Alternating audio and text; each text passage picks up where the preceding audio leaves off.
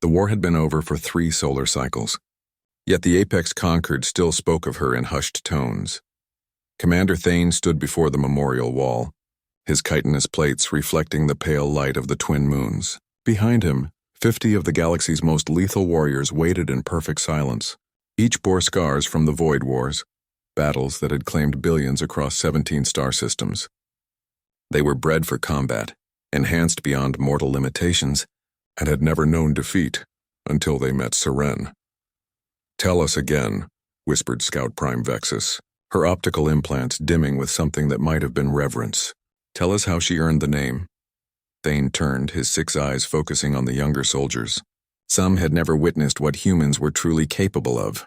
They knew humanity only as the diplomatic mediators, the artists, the philosophers who had joined the Conquered after the wars.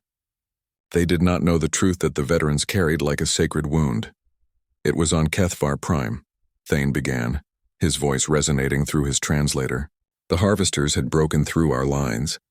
We thought ourselves the apex predators of the galaxy, engineered for war, born in combat chambers, raised on the philosophy of strength above all." He paused, mandibles clicking softly.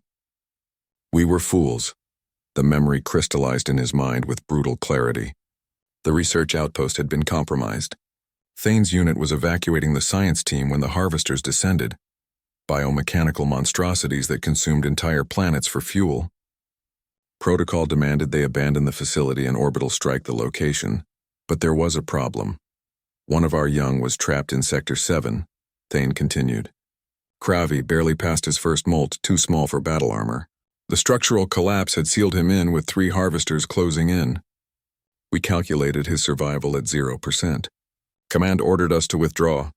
The soldiers shifted uneasily. They all knew what happened to those left behind. The harvesters didn't kill quickly. Seren was assigned to our unit as a cultural liaison. We considered her assignment a joke, a soft human to observe our fascinating warrior culture. Thane's laugh was bitter. She had no combat augmentation, no weapons training. Her body registered as barely functional by our standards. When we began evacuation, she asked where Kravi was. The wind picked up, carrying the scent of distant rain across the memorial grounds. I told her he was already dead, that we didn't waste resources on lost causes. Thane's voice dropped. She looked at me with those strange human eyes and said, "Then you don't understand what makes something worth fighting for." Before anyone could stop her, Serene had grabbed a plasma cutter and ran back into the collapsing facility. The soldiers watched in stunned silence as the human's fragile form disappeared into smoke and fire. Command was screaming in Thane's ear to abort, to let the human die if she was stupid enough to throw her life away. "We followed her on our tactical feeds," Thane said. "She moved through those corridors like she was dancing with death itself. No armor to protect her, no healing factors to save her from the heat. Just flesh and bone and something we didn't have a word for. Seren found Kravi in 17 minutes. The harvesters found her in 18. The soldiers leaned forward, though they'd heard this story countless times. It never lost its power. She put herself between Kravi and those 3 harvesters. We saw it all on the visual feeds. One strike from a harvester can cleave through our battle armor. She had nothing. Thane's voice cracked, a sound impossible for an Apex soldier.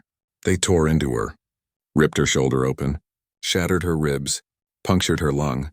Her blood, so much of it too much, pooled on that floor. But she didn't move, Vexus whispered, completing the story she'd heard 100 times. "No," Thane confirmed. She wrapped herself around Kravi and screamed at him to close his eyes. The harvesters kept striking. She kept shielding. And she kept talking to him, telling him stories, singing songs from her homeworld, promising him he would see the sunrise again.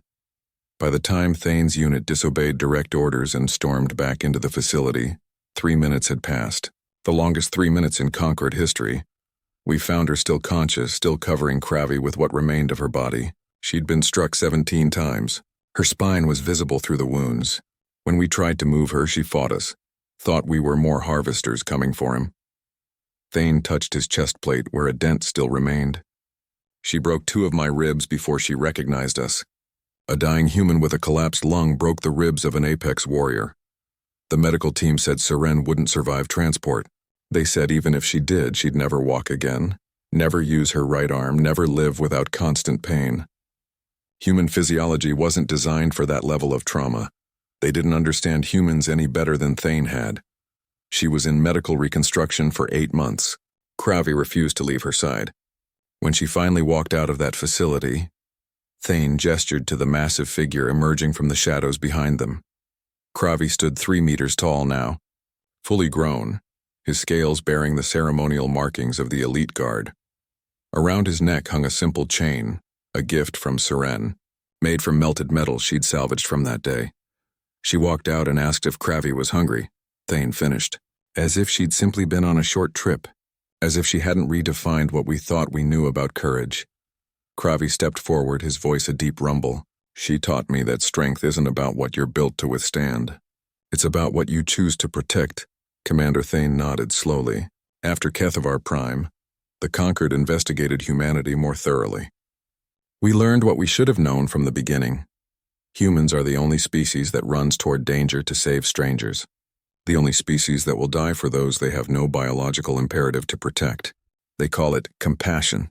We have no equivalent word in our language.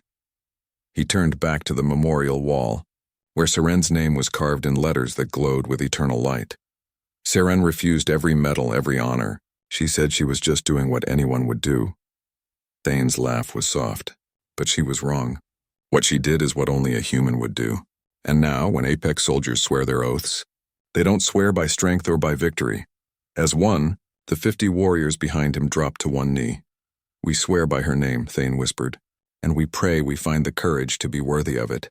In the distance, Seren walked across the memorial grounds with her uneven gait, unaware of the soldiers kneeling in her honor, too humble to see herself as anything but ordinary. That, perhaps, was the most terrifying thing about humans. They didn't even realize they were extraordinary.